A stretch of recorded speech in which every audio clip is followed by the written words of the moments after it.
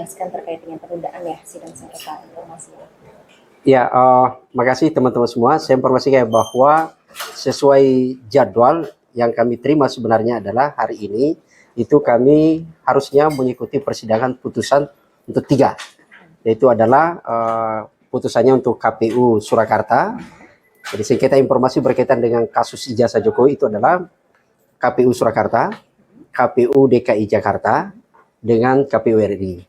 Hanya saja kemudian tadi pagi mendadak itu ada informasi sidangnya ditunda karena ketua majelisnya tiba-tiba drop, sakit gitu ya, dan dibawa ke rumah sakit gitu ya. Itu yang informasi bahwa kami tidak mau berspekulasi untuk itu. Orang sakit kita doakan untuk mereka semua semoga cepat sembuh gitu ya. Dan informasi dari Panitra bahwa sidang lanjutan itu kemungkinan, tapi belum ada jadwal resmi, tapi kemungkinannya adalah Jumat gitu ya.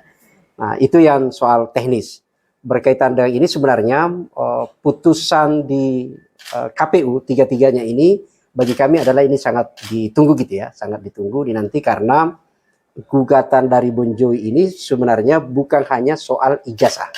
Jadi yang perlu saya klarifikasi bahwa gugatan di Bonjoy itu adalah seluruh dokumen yang digunakan oleh Jokowi pada saat dia maju sebagai calon wali kota di Surakarta tahun 2005 dan tahun 2010. Lalu kemudian dia mendaftar calon gubernur di DKI Jakarta pada tahun 2012 dan maju menjadi calon presiden tahun 2014 dan 2019. Seluruh dokumen itu harus ada. Baik itu salinan fotokopi ijazah maupun biodata, termasuk adalah legalisir dan dokumen pemeriksaan lain. Termasuk dokumen parpol. Jadi semua itu ada 20 persyarat kalau kita bahas di undang-undang gitu ya. Kenapa ini penting? Karena kita mau ada kesesuaian.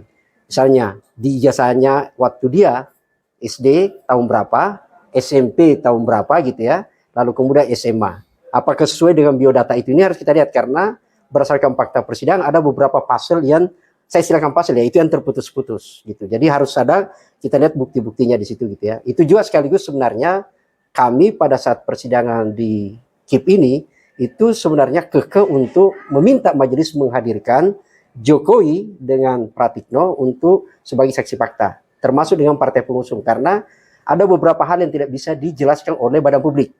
Misalnya gini, ini saya jelaskan dulu berkaitan KPU ya, karena kan UGM minggu depan baru ini.